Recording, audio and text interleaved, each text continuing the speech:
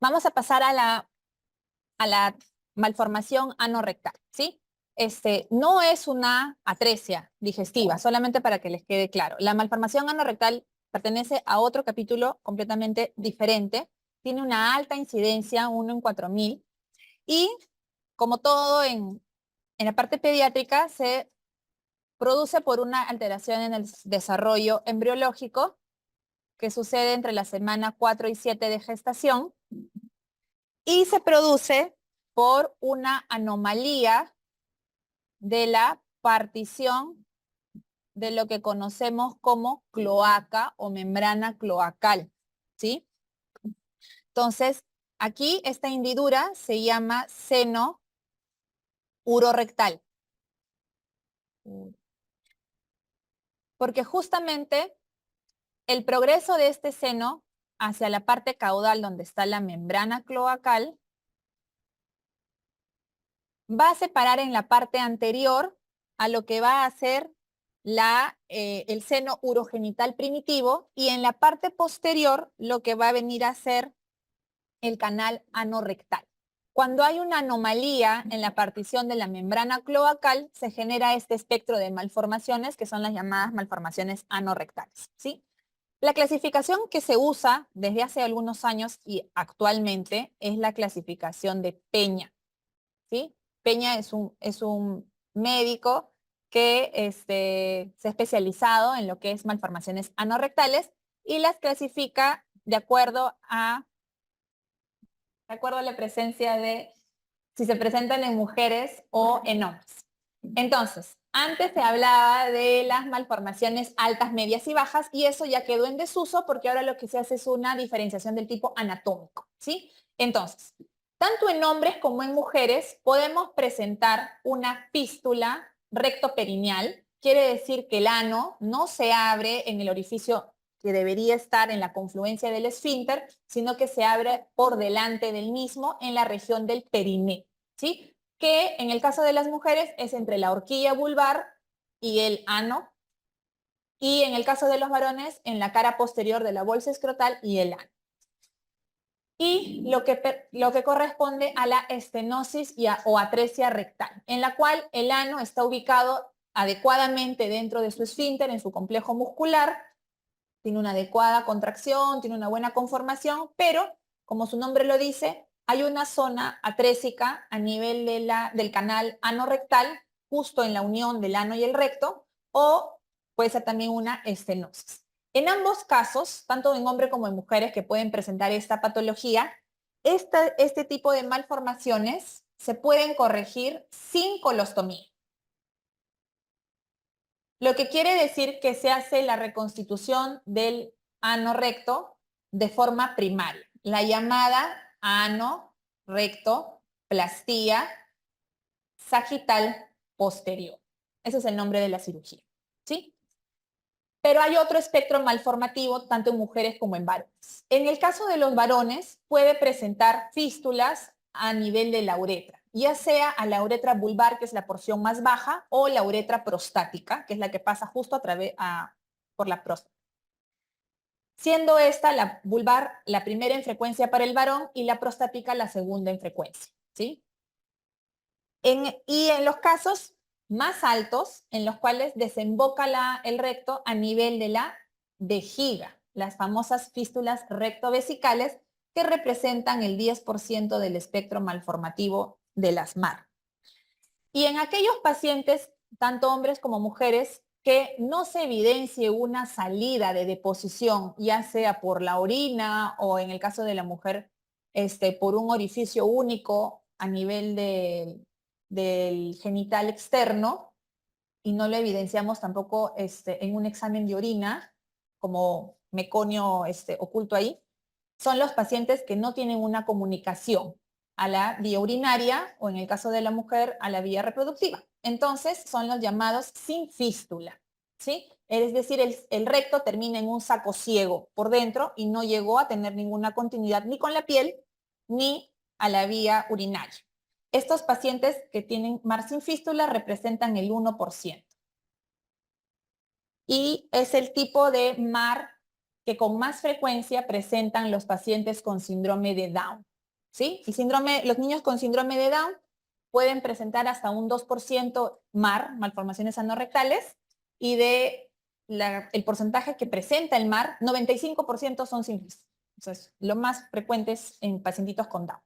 Todo este espectro malformativo sí requiere una colostomía previa a la reparación definitiva. Es una cirugía en etapas. Primero hacen una colostomía, luego reconstruyen el potito, la anorrectoplastía sagital posterior, y finalmente se cierra la colostomía. O sea, son 3 cirugías que pasan estos pacientes.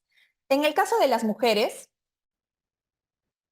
podemos encontrar la fístula a nivel del vestíbulo, ¿sí? Que antes se malinterpretaba como las fístulas a vagina. Y lo cierto es que no se describen fístulas a vagina, ¿ya? No hay MAR con fístula recto vaginal.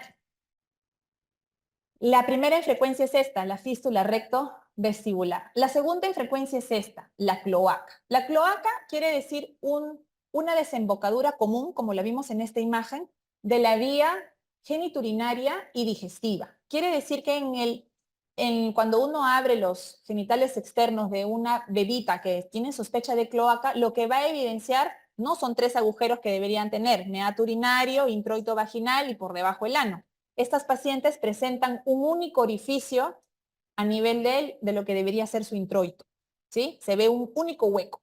Y por ese hueco sale la orina, sale la deposición, y en el momento que la paciente empieza a menstruar, pues sale también su menstruación, ¿no? Claro, no llegan a esa edad sin una corrección, pero es para que más o menos entiendan la idea. Y la tercera infrecuencia, tanto en hombres como en mujeres, es la rectoperineal. Dentro de lo que es la A13 y estenosis rectal también es bastante infrecuente, también es 1%. Bien, estos pacientes también tienen malformaciones asociadas bastante frecuentes. Y en orden de frecuencia tenemos las malformaciones urológicas, las malformaciones del sistema nervioso central. Acá incluimos a todo lo que son defectos del sacro, médula anclada, mielodisplasias. Y también están asociadas las cardiopatías. Son las 3 más frecuentes. Bien, entonces estos pacientes requieren de un examen perineal exhaustivo, porque tenemos que no solamente buscar si es que efectivamente no hay un orificio anal, sino que tenemos que ver cómo es la calidad de su periné, cómo es la calidad de sus glúteos, si tienen un surco interglúteo bien conformado o no, si tiene una adecuada contractibilidad, un buen tono, porque eso nos va a ayudar a ver el pronóstico de continencia fecal de este paciente, ¿sí? Cuando nosotros tenemos sospecha de que el paciente es un paciente que no tiene fístula, ¿sí? Realizamos una radiografía a las 18 horas de vida con el paciente invertido. Quiere decir que el paciente está boca abajo con la caderita elevada, ¿no? La colocamos encima de un rodete y está en esta posición, ¿sí? ¿Y por qué esperamos ese tiempo? Es el tiempo que esperamos que el aire llegue a la porción más distal del tubo digestivo para poder saber a qué altura está llegando ese recto, ¿sí? Se coloca un objeto radiopaco en lo que debería ser la posición normal del ano para poder medir esa distancia. El examen ecográfico nosotros lo pedimos para descarte de malformaciones asociadas. Tiene que tener un examen ecográfico abdominal, renal de vías urinarias y de columna. Tenemos que ver la presencia de que no haya un mielomeningo oculto, que por ahí no haya una masa presacra, y para eso nos ayuda el examen ecográfico.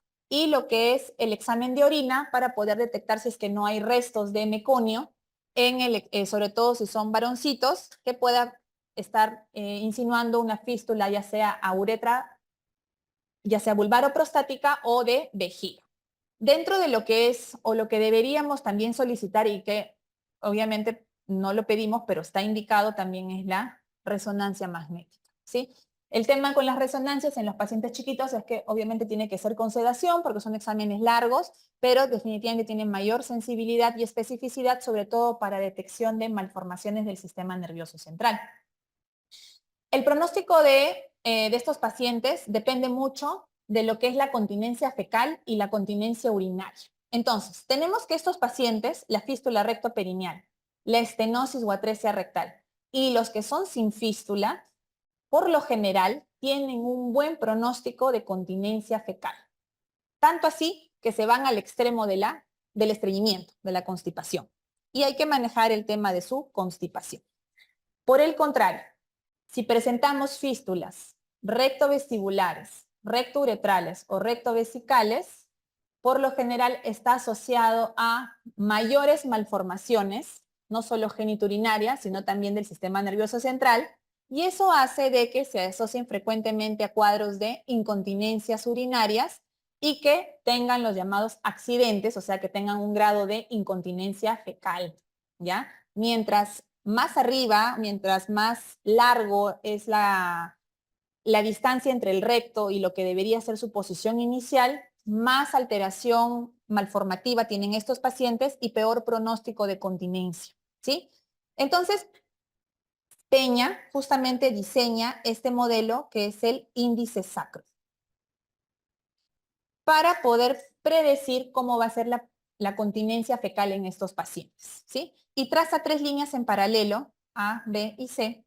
La primera va por el extremo superior de las crestas ilíacas, la segunda va por la parte más inferior de las espinas ilíacas y la tercera pasa en paralelo por el punto más bajo del sacro, ¿sí?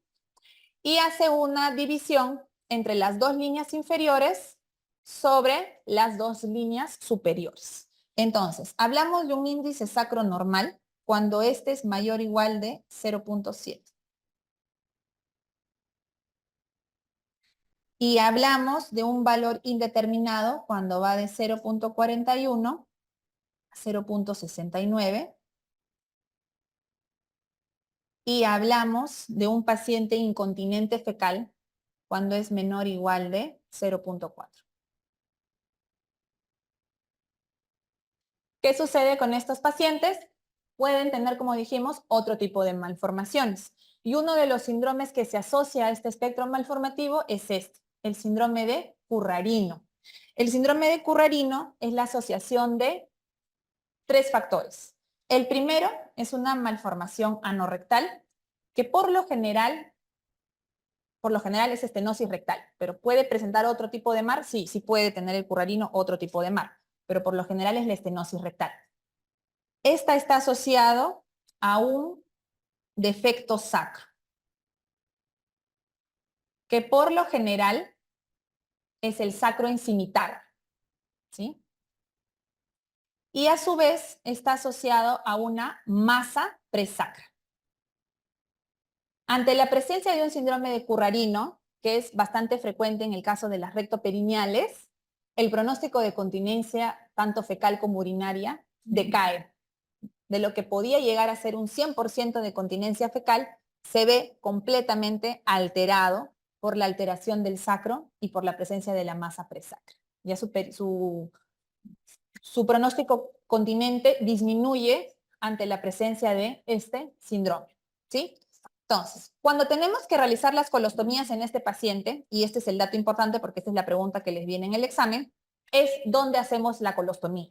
La colostomía se realiza a nivel del colon descendente en su unión con el inicio del colon sigmoides, ¿sí?